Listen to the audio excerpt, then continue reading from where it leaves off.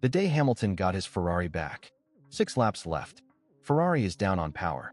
And Lewis Hamilton passes Max Verstappen anyway. He went around the outside of turn 1, a move that required him to harvest battery power a full lap in advance and then deploy every joule he had in one single pass. It worked. And in that moment, at the Circuit Gilles-Villeneuve in Montreal, something shifted inside this Ferrari story that had been grinding slowly, painfully forward for 18 months. Hamilton crossed the line in second place, his best Grand Prix result as a Ferrari driver ever. He got on the radio and said, "Happiest day of my Ferrari so far." "It's the happiest day of my days at Ferrari so far." Now Monaco is 4 days away. And here is why that combination, this result, this driver, this next circuit, may be the most important 10 days in Lewis Hamilton's Ferrari chapter. This is the breakdown other channels won't give you. If you want this kind of detail every race, subscribe to F1 today. That is exactly what we do here. Embed here. If you want to know whether Hamilton can actually win at Monaco on Sunday, subscribe. I am covering it tomorrow with the qualifying data. Let's go back to Thursday in Montreal, because this result did not start on lap 62 when Hamilton passed Verstappen. It started with a decision Hamilton made before he even got in the car. He skipped the simulator. For a driver who spent much of 2025 chained to Ferrari's sim in Maranello, trying to decode a car that never quite felt right, that might sound like giving up. It was the opposite. Hamilton told Sky Sports F1, "I chose a setup we've never used. I don't think we've ever used it actually before, and it's transformed the car for me."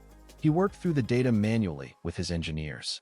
No sim, just him, his race engineer Carlos Sani, who previously worked with Kimi Räikkönen, and a support role filled by a performance engineer poached from McLaren. Unsetup team. The result at sprint qualifying? 5th on the grid, out-qualifying Charles Leclerc. His best session of the season by feel. "That's probably the best qualifying session we've had for some time," Hamilton said. "The car felt really fantastic from P1. I was having so much fun out there." Fun. That word mattered.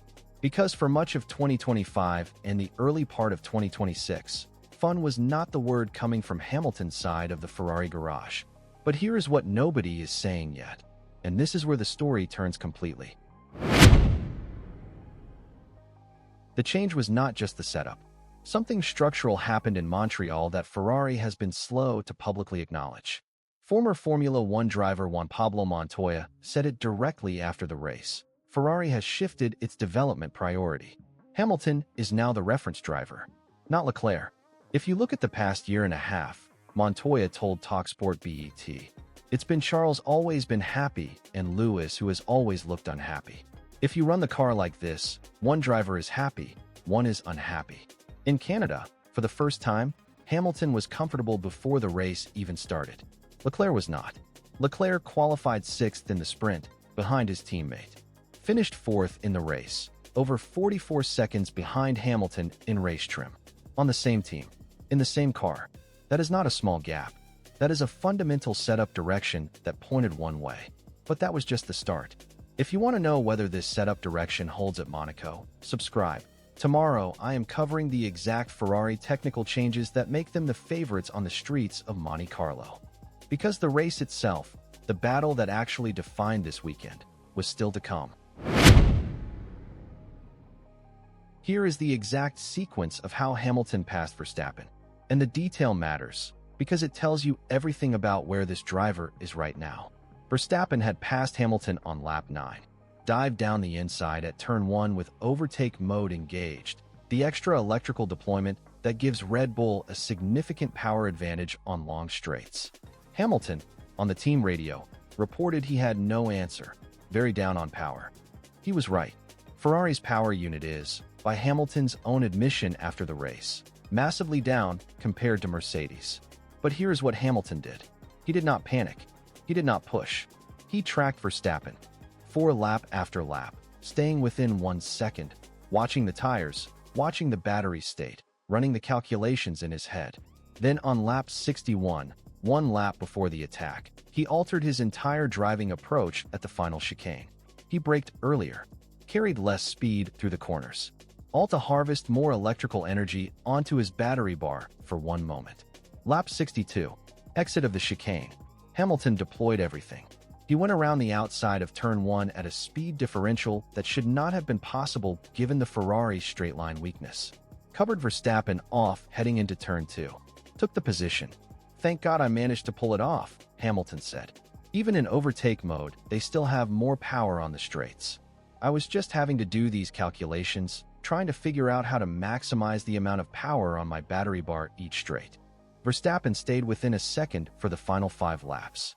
"Never found the gap," Hamilton said after the race. "I love that hunt." Second angle, the mother. Hamilton's mom, Carmen, was in the Ferrari garage in Montreal. She was also in China when Hamilton scored his first podium with Ferrari in March. 2 races with his mother in attendance. 2 podiums.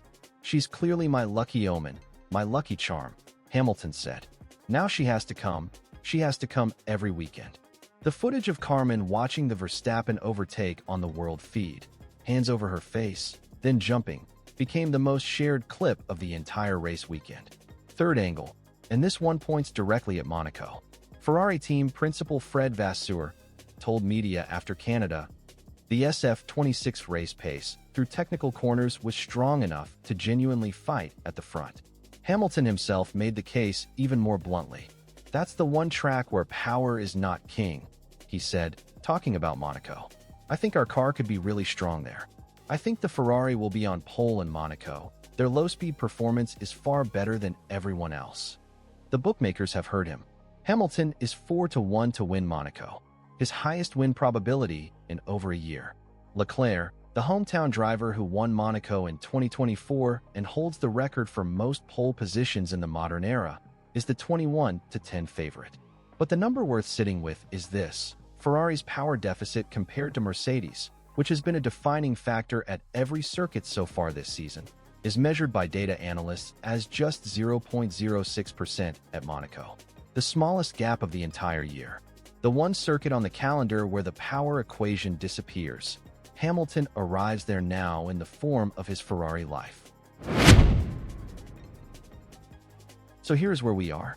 Hamilton has his best Ferrari result. He has a setup direction that finally suits him. He has an engineering team he trusts for the first time since leaving Mercedes. And he arrives at Monaco, where the SF26 chassis advantage is worth more than any power unit on the grid. The question this video set out to answer: is this a real shift, or just one good weekend at a track Hamilton has historically liked? The data says, real. The engineering structure says, real. The lap 62 overtake, the calculation, the patience, the execution, says real. But Monaco will be the verdict.